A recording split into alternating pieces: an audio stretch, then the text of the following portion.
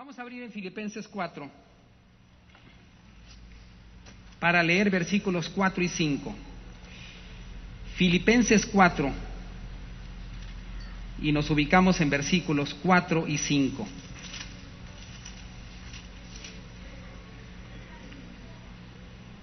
Dice así: regocijaos en el Señor siempre. Otra vez digo, regocijaos. Vuestra gentileza sea conocida de todos los hombres. El Señor está cerca.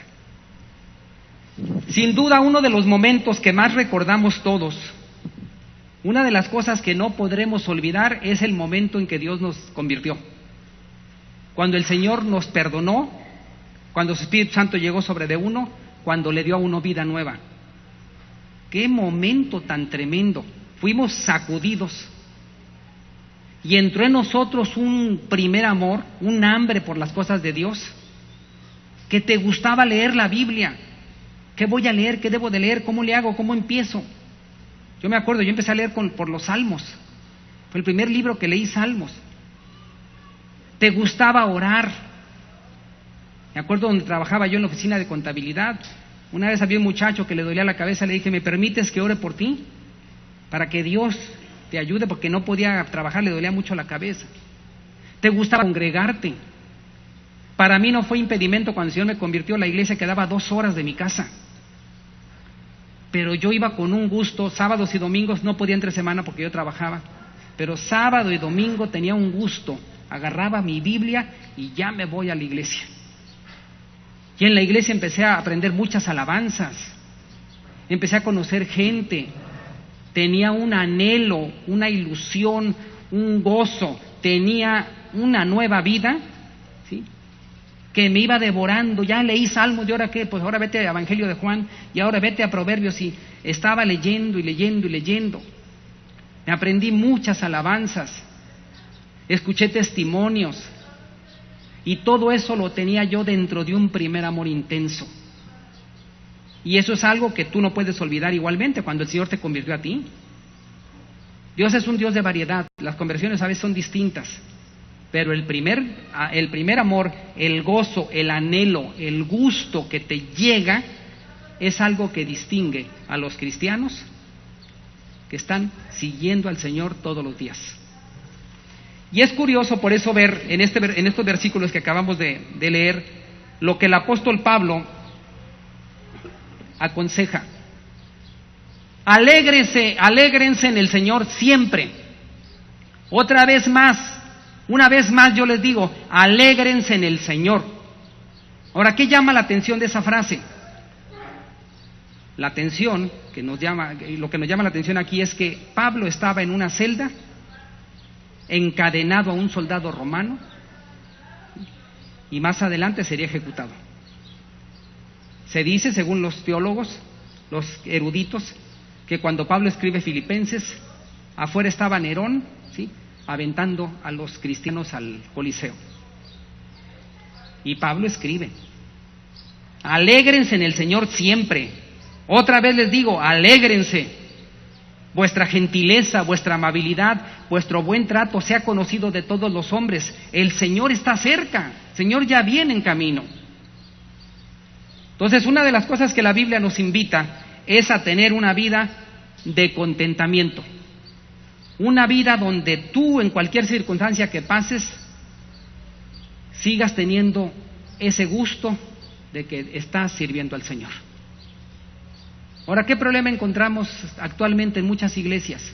La situación que encontramos en muchos lugares es cristianos sin gozo, cristianos sin contentamiento, cristianos que no leen la palabra, que no oran, mucho menos les comparten a otros, y no tienen ese gozo, ese gusto, esa sonrisa por las cosas del Señor. Han perdido su primer amor y viven la vida cristiana sin dejar huella donde van. La gente de la iglesia primitiva dicen que donde llegaban decían, ahí vienen los que trastornan el mundo, porque llegaban y al lugar donde llegaban se movía todo. Eran una luz en medio de las tinieblas.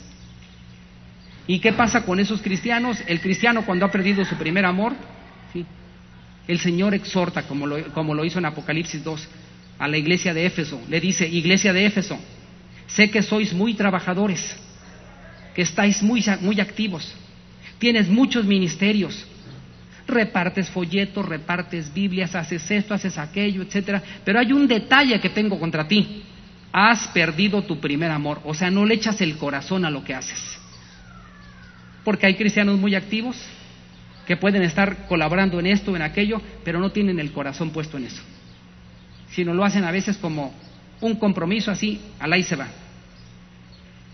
Y el Señor nos dice aquí que nosotros tenemos que mantener una alegría de tal forma que nuestra manera de ser, nuestra manera natural de convivir con los demás, lo demuestre. Vean Primera de Tesalonicenses, capítulo 5. Primera de Tesalonicenses, está adelantito de Filipenses.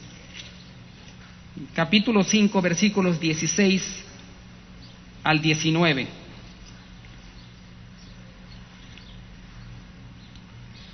Estad siempre gozosos, orad sin cesar, dad gracias en todo, porque esta es la voluntad de Dios para con vosotros en Cristo Jesús.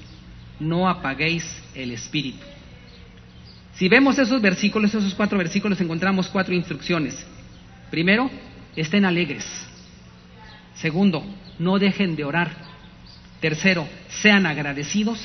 Y cuarto, no se desanimen.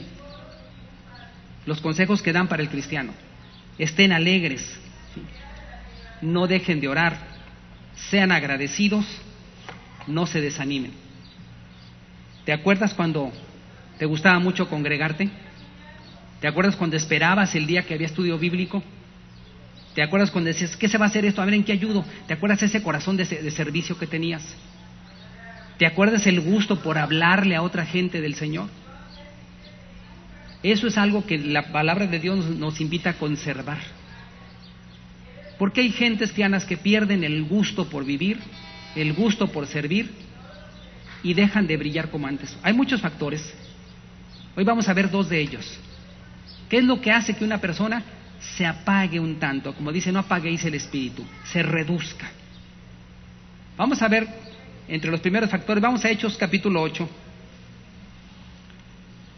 Y son factores que son de los más notorios. En Hechos capítulo 8, versículo 5, encontramos una historia donde está Felipe y otra persona que lo observa ahí mismo en Samaria. Hechos 8, leemos ahorita del 5 al 9. Entonces Felipe, descendiendo a la ciudad de Samaria, les predicaba a Cristo. Y la gente unánime escuchaba atentamente las cosas que decía Felipe, oyendo y viendo las señales que hacía. Porque de muchos que tenían espíritus inmundos, salían estos dando grandes voces, y muchos paralíticos y cojos eran sanados. Así que había gran gozo en aquella ciudad. Pero había un hombre llamado Simón, que antes ejercía la magia en aquella ciudad, y había engañado a la gente de Samaria, haciéndose pasar por algún grande. Noten aquí cómo Felipe llega y en el poder de Dios empieza a predicar el evangelio, la gente se empieza a amontonar, la gente se empieza a convertir, hay milagros de sanidades, el poder de Dios mostrándose. Y había un mago, una persona que estaba en el ocultismo, que antes era muy conocido y era considerado ahí como el mayor, que quedó reducido. Dice que hacía cosas haciéndose pasar como si fuera el poder de Dios, y se hacía pasar como si fuera algún grande. Cuando llegó al poder de Dios, aquel se quedó con los ojos cuadrados y dijo, ¿qué es esto? ¿Qué es esto? Felipe, en el nombre del Señor, levántate. Y el paralítico empezaba a caminar. En el nombre del Señor, sal de él. Y salían los espíritus demoníacos. Y Samaria fue trastornada con el poder de Dios. Y Simón decía, bueno, este Felipe, ¿qué trae o qué? Nunca falta gente que se haga pasar por alguien grande siendo falso. Y que cuando el poder de Dios se muestra, pasa por encima de él. Pero Simón, ¿qué hizo cuando observó eso? Versículos 10 y 11, ahí en Hechos 8. A este oían atentamente todos, a Simón, desde el más pequeño hasta el más grande, diciendo, este es el gran poder de Dios. y le estaban atentos porque con sus artes mágicas les había engañado mucho tiempo. Ciertamente hay personas que no conocen la verdad y que son atraídas hacia otros que tienen ciertos poderes, que manejan el ocultismo y que atraen a personas llenas de problemas. Seguramente a ti y a mí me ha pasado, vas en el carro y en el semáforo te entregan un papelito, el tarot. Tienes problemas, ven conmigo. Y tienen ahí una serie de nombres. Yo hago limpias, hago endulzamientos, te corto cualquier hechizo y esto y esto y esto y esto, y vienen números ahí. Estos son los primos de Simón, los que ahora hacen todas esas cosas, y hay gente que va con ellos, y hay gente que están impactados con ellos, y hay personas que dicen, vengo aquí porque aquí estás tú haciendo las cosas como Dios dice. Pero todo eso era un engaño, o sea, no venía de Dios. Y sin embargo, algo que Simón le gustaba es que la gente se amontonaba, lo buscaba, lo oía, lo obedecía. Él estaba al control de esas personas. Pero entonces el Señor, que sigue trabajando en todo eso, no solamente mandó a Felipe, después vienen los apóstoles. Y viene el apóstol Pedro, vean versículos 12 y 13, que anunciaba el evangelio del reino de Dios y el nombre de Jesucristo. Se bautizaban hombres y mujeres. También creyó Simón mismo, y habiéndose bautizado, estaba siempre con Felipe, y viendo las señales y grandes milagros que se hacían, estaba atónito. O sea, obviamente dijo, bueno, lo mío es efectivo, pero aquí con Felipe lo mío queda reducido. ¿Qué es esto? Empezó a pensar lo que hacía él y empezó a ver lo que hacía Felipe. Felipe en el Espíritu de Dios estaba trabajando. Vean el 18 al 23. Cuando vio Simón que por la imposición de las manos de los apóstoles se daba el Espíritu Santo, les ofreció dinero, diciendo, dadme también a mí este poder, para que cualquiera a quien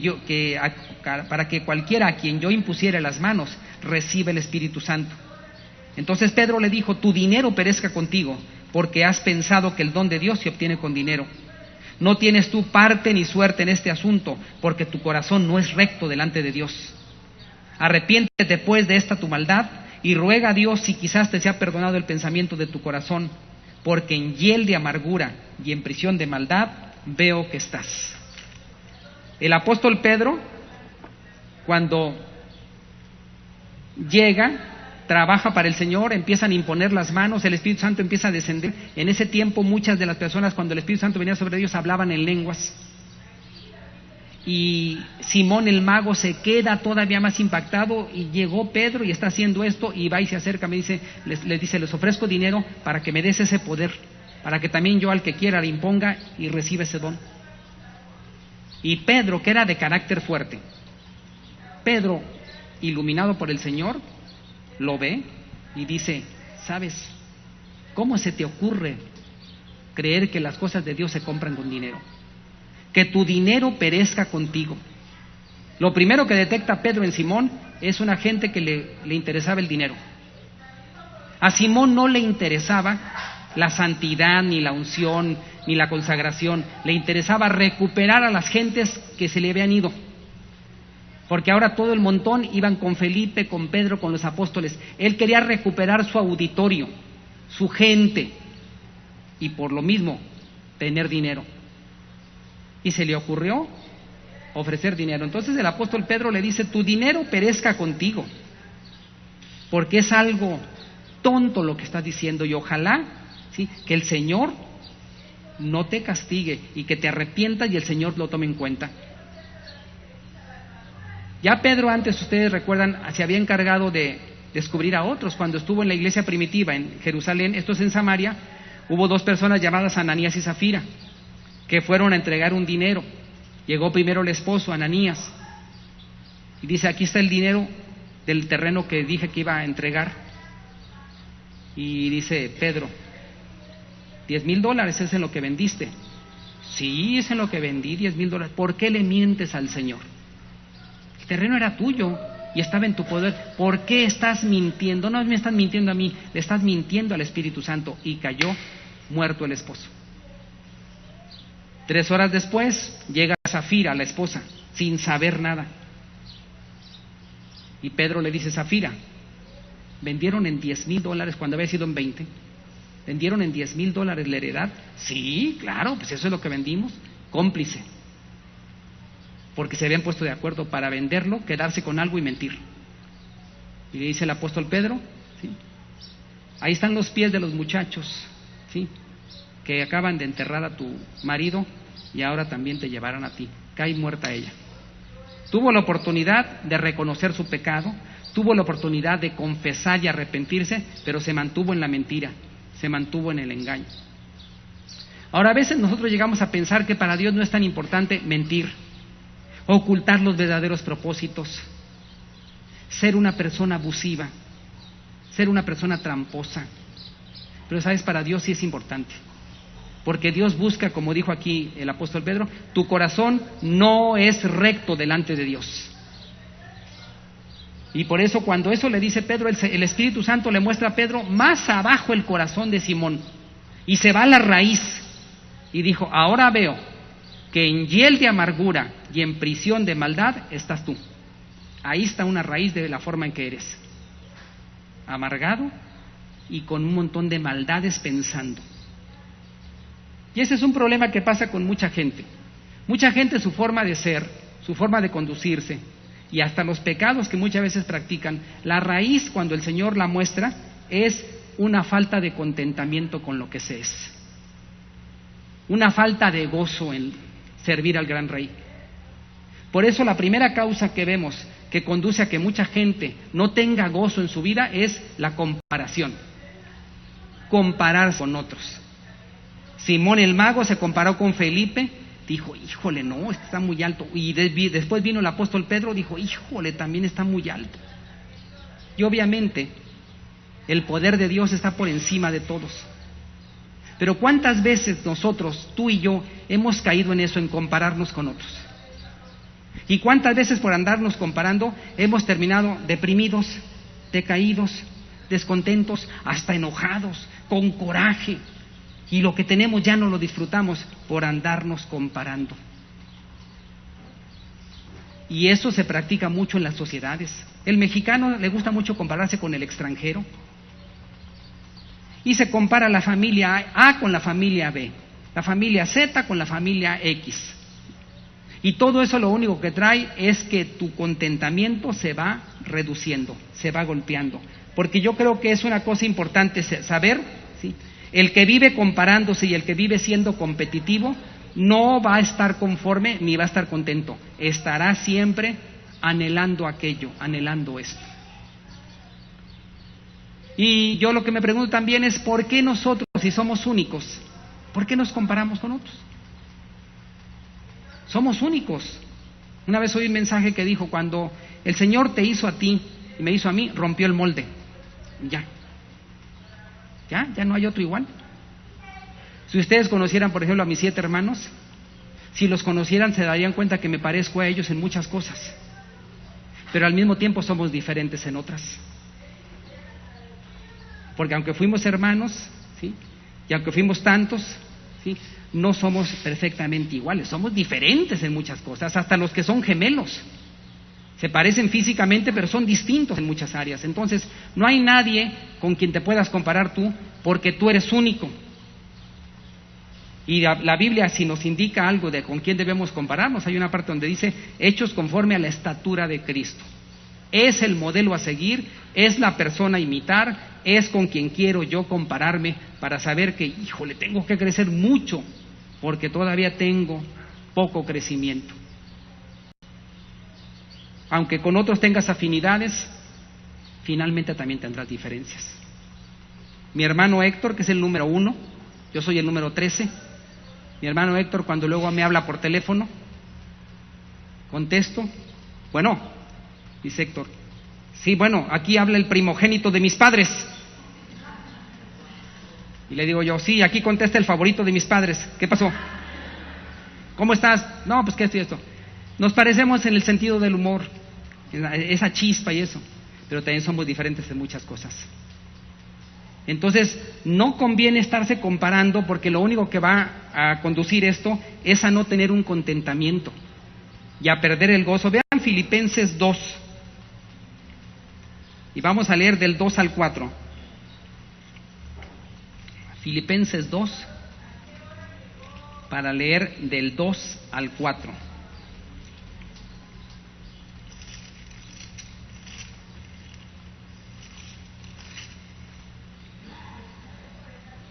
Completad mi gozo sintiendo lo mismo, teniendo el mismo amor, unánimes, sintiendo una misma cosa. Nada hagáis por contienda o por vanagloria, antes bien con humildad, estimando cada uno a los demás como superiores a él mismo, no mirando cada uno por lo suyo propio, sino cada cual también por lo de los otros. Vean que nos invita a ver a los demás, ¿sí?, como superiores a uno y servirles a ellos. No mirando los intereses de uno, las necesidades de uno, sino sobre todo también viendo qué necesitan los demás, en qué puede uno ayudar.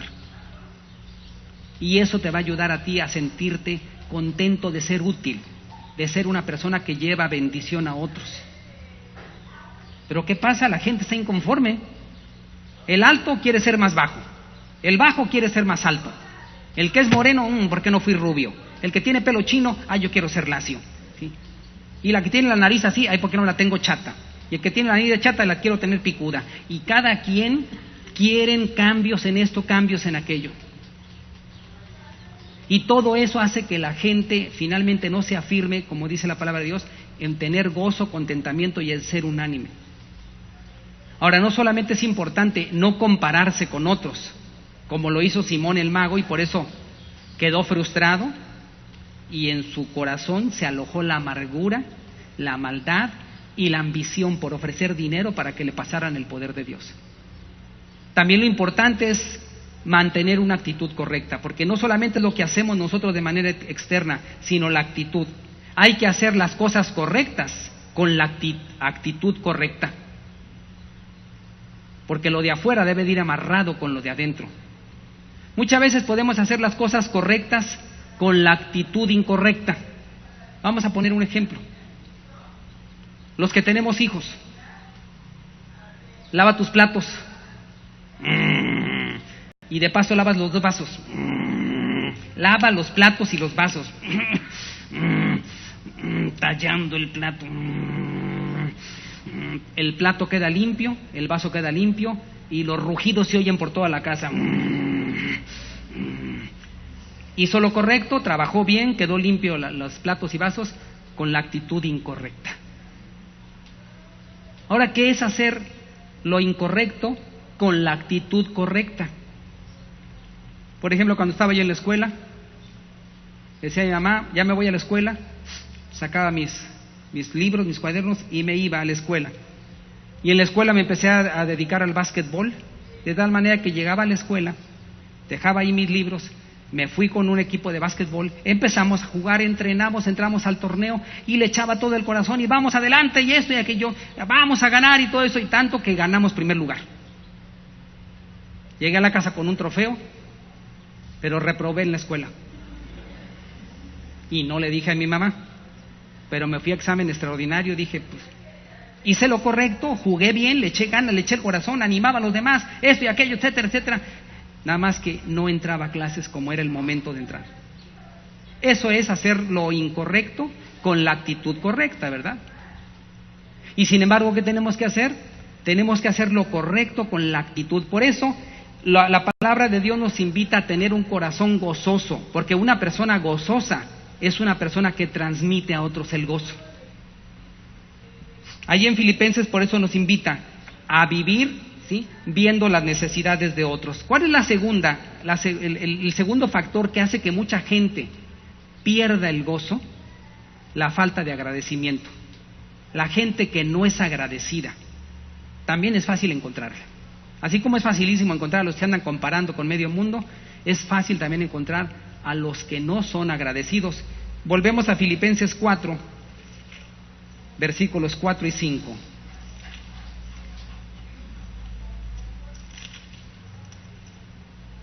Regocijaos en el Señor siempre. Otra vez digo, regocijaos, vuestra gentileza sea conocida de todos los hombres, el Señor está cerca. Nos invita a tener esa actitud de gozo, ¿sí?, de ser agradecidos hasta el final de los tiempos. Nos invita a ser personas con una actitud y un desempeño que los hombres sean edificados. El ser agradecido se va a ver en tu manera de ser, y en tu manera de pensar, y en tu manera de reaccionar. Yo creo que cada día nos da un motivo, si lo buscamos, para estar contentos. Cada día. Y cada situación que pasemos, le podemos encontrar algo que nos está edificando. Le podemos encontrar algo en que estamos aprendiendo. Hay un salmo que es el Salmo 118, en el 24 dice: este es el día que hizo el Señor, nos gozaremos y nos alegraremos en él. Observen lo que dice: este es el día que hizo el Señor. ¿Quién hizo el día? ¿O quién pone el día? El Señor. ¿Qué ponemos nosotros? La alegría, el gozo, el disfrute. Este es el día que hizo el Señor, nos gozaremos y nos alegraremos en él. Y debemos vivir, pedirle a Dios que nos ayude para vivir con ese tipo de actitud. Pero vas a encontrar en el mundo dos grupos. El grupo de los que a todo le encuentran lo malo. ¡Qué calorón! No puedo hacer nada. No, ¿cómo es posible esto? Y de todo se quejan. Al no ser agradecidos, incluso el carácter se vuelve un poquito amargado. Una persona no agradecida es una persona que no valora lo que tiene. Una persona no agradecida es una persona que su manera de tratar a los demás se va a notar. Pero hay otro grupo, donde espero que estés tú, el grupo de aquellos que le buscan lo bueno ese día. ¡Qué calorón! Menos mal que no estoy en Mexicali, está mejor aquí. Y encuentras lo bueno. Dices tú, menos mal que aquí el calor es nada más hasta un poco de octubre, pero si estuviera yo en Acapulco, híjole, ya son 10 meses de calor, etcétera. Le buscas algo que te ayude a ti a vivir el día y ser agradecido con Dios. Por eso dicen Tesalonicenses: estad siempre gozosos, dad gracias a Dios en todo. Y tenemos que valorar lo que tenemos porque no lo merecemos. Tenemos que valorar cada cosa porque el Señor nos lo ha regalado. Él no se olvida de nosotros. Y Él nos enseña que aunque no comprendamos muchas circunstancias, Él nunca nos ha abandonado, nunca nos ha dejado. Por eso dice el apóstol Pablo en una carta, dice: teniendo sustento y abrigo, estemos contentos con eso. Hay que darle gracias a Dios por nuestra familia, darle gracias a Dios por la iglesia, darle gracias a Dios por nuestra comunidad, darle gracias a Dios por cada situación, porque todo eso para nosotros es una oportunidad de aprender y de seguir creciendo. En las pruebas, dice Pedro, en las pruebas el oro se afina, o sea, la fe empieza a brillar más y empieza a crecer.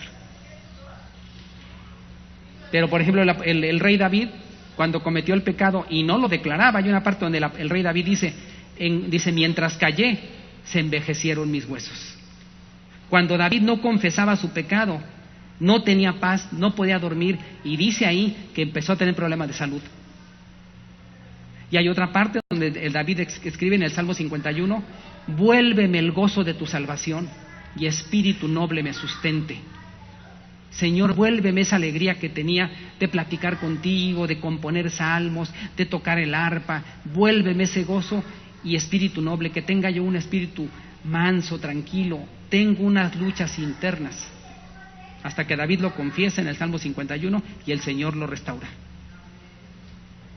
Muchas veces tenemos tú y yo que hablar en privado con el Señor y decirle: Señor, perdóname, porque soy rencoroso.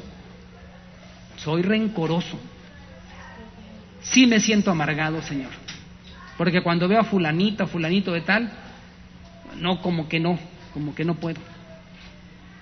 Soy una persona yo soy poco agradecido, Señor.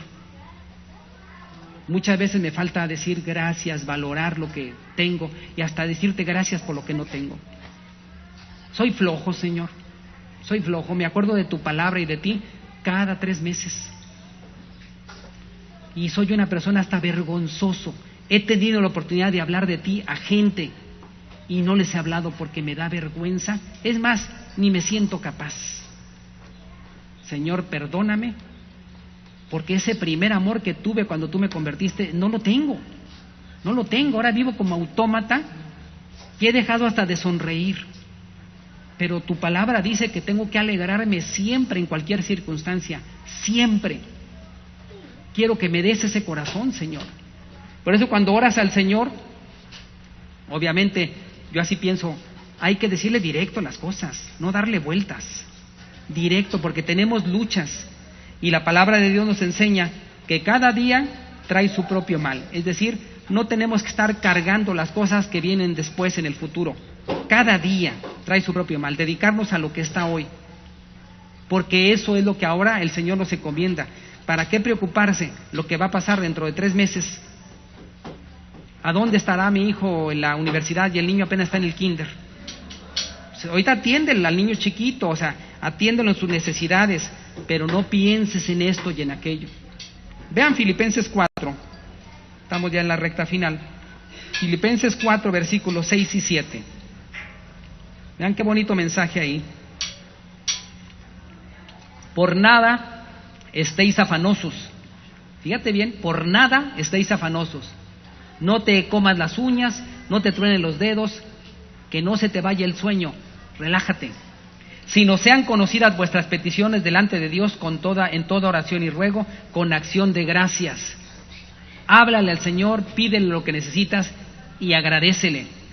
Y la paz de Dios, que sobrepasa todo entendimiento, guardará vuestros corazones y vuestros pensamientos en Cristo Jesús. Dice cómo debemos de ser agradecidos, estar llevando al Señor nuestras cargas, ¿sí? Y saber que Él nos va a responder, ¿sí? Y que Él nos va a enseñar todos los días a vivir contentos. Esa es una costumbre, ese es un hábito que debemos tener. No te compares con nadie porque eres único. Sea agradecido, que la palabra gracias sea parte de tu oración y disfruta lo que Dios te ha dado. Porque muchas veces si no lo haces, te quedas anclado a experiencias pasadas. Pero mira cómo la vista del Señor es hacia adelante. En Cristo somos más que vencedores. Cuando yo era un niño de 8 años, recuerdo nada más que en mi casa estaba llena de niños o de gente. Éramos en ese tiempo, cuando yo tenía 8 años, éramos 11 los que estábamos viviendo con mi papá y mi mamá. A los 8 años se separan mis padres. Mi mamá se viene con 9 hijos a México y mi papá se queda en Durango con otros. Lo único que recuerdo yo a los 8 años es que mi papá me llevaba a la escuela cuando estaba en primero y en segundo de primaria. Recuerdo que me agarraba de la mano, vámonos. En tercero recuerdo que ya me iba solo. Mi mamá me hacía mi lonche, ahí está tu lonche, tu mochila, camínate unas 7 cuadras hasta adelante y vámonos. Y me iba solo, empecé a irme solo, con otros niños que iban en el camino. Extrañé mucho a mi papá, sí lo extrañé, sobre todo cuando es un niño chico. Llegué a oír varias veces cuando yo era niño comentarios de mi mamá, malos comentarios acerca de mi papá. Tu papá es un bueno para nada, tu papá es esto y es aquello. Y fui creciendo y llegué a la secundaria. Y recuerdo que mi mamá luego se quejaba y decía esto y aquello. Pero yo observé a todos mis hermanos y mis hermanas que querían a mi papá. Cuando mi papá iba de vacaciones a la casa o cuando nosotros íbamos de vacaciones a verlo, primeramente a mi papá le daba mucho gusto. Pero yo observaba a mis hermanos grandes cómo se llevaban muy bien con mi papá. Entonces, a pesar de que llegué a oír lo que mi mamá decía y podía un poquito comprender, por algo se separaron. Cuando yo tenía 13 años, estaba en secundaria.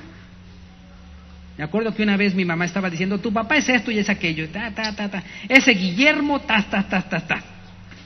Yo no contesté nada, me quedé callado y en mi pensamiento dije, mamá, o sea, yo te quiero porque eres mi mamá, pero aunque tú digas todo eso, yo he decidido estar contento con el papá que tengo. Y aunque no tengo un papá presente, yo he decidido ser feliz con mi papá. Cuando lo vea, que vaya de vacaciones o cuando venga. Y aun cuando mamá oigo esos comentarios, no los voy a absorber.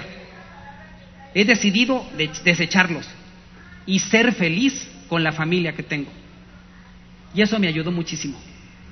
Aunque recuerdo cuando era niño, las juntas, ¿sí?, en las escuelas, ¿sí?, mi boleta de niño, me acuerdo, mi boleta, todas las firmas eran de mi mamá, porque mi papá no estaba. El día de la madre había bailables y todo, había fiestas. El día del padre yo ni iba, porque no tenía papá. Pero yo, cuando decidí eso, lo sostuve. Y no dejé que me amargara eso. Seguí amando a mi papá hasta que él murió. Murió de 87 años mi papá. Estuve cerca de él constantemente, le hablé de Cristo, aceptó a Cristo estando enfermo, ¿sí?, y estuvimos presentes cuando hubo que sepultarlo. Igual con mi mamá. Y le di gracias y le doy gracias a Dios por mis padres que tuve, por todos mis hermanos, ¿sí?, y por cada circunstancia. Porque yo he decidido estar contento, ser feliz y que no me roben el gozo por vivir nadie. He conocido en el camino personas con amargura, personas resentidas, personas rencorosas, personas que eran una luz, que eran activos, que eran gente sonriente para el Señor, que se han ido apagando. Pero digo, bueno, pues cada quien su paso. Pero la Biblia nos dice, estad alegres en el Señor siempre. Una vez más les digo, estén alegres. Y Pablo lo dice encadenado en la celda del fondo, y antes que le dijera el guardia, Pablo, sí, es la hora de usted. Lo levantaron, se lo llevaron, y la historia dice que a él no lo echaron al Coliseo romano por ser ciudadano romano. A él le cortaron la cabeza el verdugo. Y ahí terminó Pablo. Pero Pablo, aun cuando iba rumbo al cadalso, rumbo a la ejecución, él dijo una frase que seguramente tú y yo la compartimos: para mí el vivir es Cristo y el morir es ganancia. Y eso nos hace decir, gracias mi Señor, saludar al Señor como general que es, a tus órdenes, como decía doña Blanca, mi comandante, a tus órdenes, y como se saluda a un rey, su majestad, aquí está tu súbdito, aquí estoy para servirte. ¿Qué quieres que yo haga? Y el Señor nos dice, sé contento, vive feliz, nunca te dejaré ni te desampararé, estaré siempre contigo. Vive sonriente, y aun cuando haya lágrimas, sabe lo siguiente, yo te consuelo. Pero nunca pierdas la alegría y el corazón gozoso para decirles a otros que les amo y que estoy cerca de regresar. Vayan y prediquen la palabra, y que la gente sepa que aún en circunstancias diversas y situaciones pues tristes y problemáticas, aún ahí el gozo lo sigue sosteniendo. Que Dios trabaje en la vida de cada uno de nosotros. Vamos ahora.